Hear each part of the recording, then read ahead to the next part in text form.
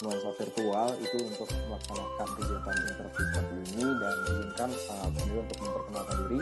Perkenalkan, aku Syariful Islah, biasa dipanggil saya dalam melakukan wawancara mengenai culture shock. Nah, sebelumnya izinkan saya memperkenalkan diri. Saya Ali Fahira, mahasiswi komunikasi.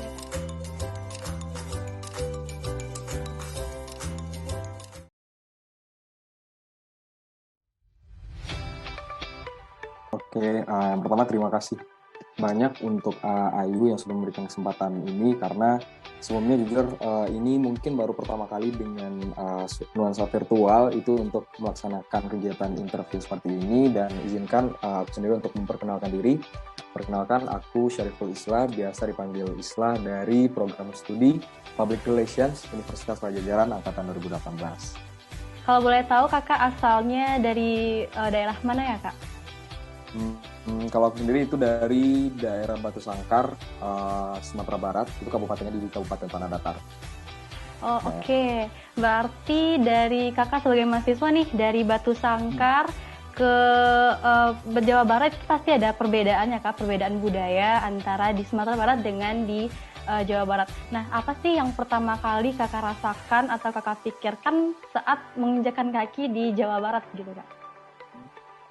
Sebenarnya untuk perbedaan kondisi atau budaya itu merupakan hal yang menurut aku wajar, karena ya kita dari awal, dari lahir udah menetap nih di Batu Sangkar. Tiba-tiba kita untuk masuk ke dunia perkuliahan itu udah masuk lagi ke daerah yang mungkin belum pernah kita jajaki sebelumnya, itu daerah Jawa Barat. Itu menurut aku ada perbedaan yang sangat signifikan, terutama dalam hal budaya ataupun dalam hal berbahasa, dan juga yang paling paling unik juga makanan sih sebenarnya untuk perbedaannya. Kalau untuk budayanya mungkin karena aku basicnya dari SMA itu nggak pernah ketemu orang-orang yang mungkin ya contohnya orang yang beda agama ataupun orang yang berbeda kulturnya seperti itu.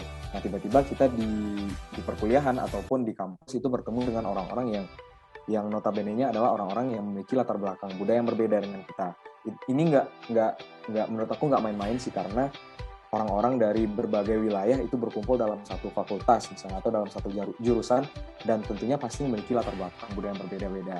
Nah, yang aku rasakan pas pertama kali masuk ke lingkungan yang seperti itu adalah tentunya agak shock juga karena perbedaan budaya tersebut, misalnya bahasa dan lain sebagainya yang udah disampaikan sebelumnya.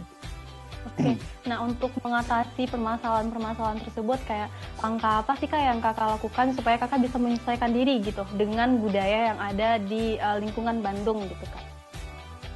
Nah, kalau bicara tentang apa yang udah aku lakuin untuk bisa beradaptasi ataupun beradaptasi atau menyesuaikan diri dengan lingkungannya, aku mau cerita sedikit. Waktu awal masuk ke Vkom atau Fakultas Ilmu Komunikasi itu, aku emang nggak membuka jalan, istilahnya membuka jalan untuk berteman dengan semua orang seperti itu, karena yang ada di pikiran aku sebenarnya waktu dulu itu, kalau gue temenan sama orang ini berarti gue akan ikut nih sama habit atau kebiasaan dia.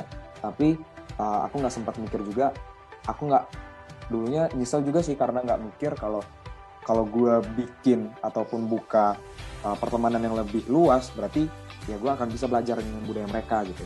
Nah, menurut aku sendiri langkah yang paling berimpact sampai sekarang ini adalah dengan cara membuka jaringan pertemanan yang luas. Itu pas aku ikutan ospek jurusan ya, itu terasa banget sih gimana cara membuka untuk link atau jaringan pertemanan yang luas gitu.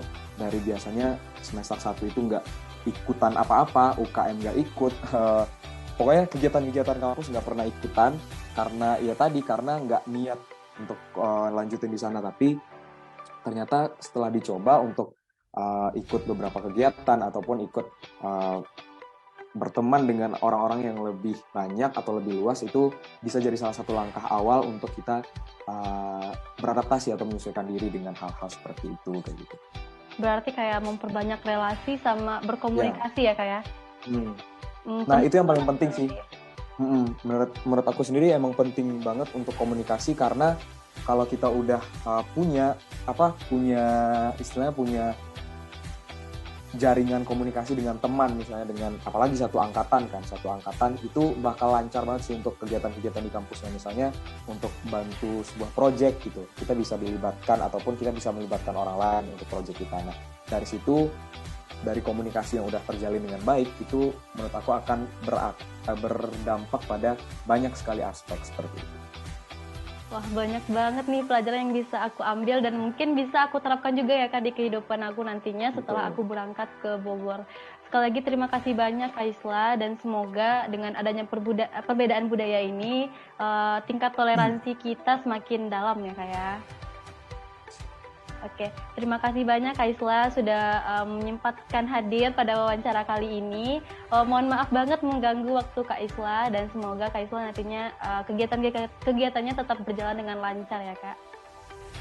Siap, terima kasih juga Ayu untuk kesempatannya.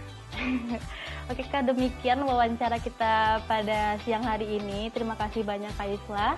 Wassalamualaikum warahmatullahi wabarakatuh. Waalaikumsalam warahmatullahi wabarakatuh.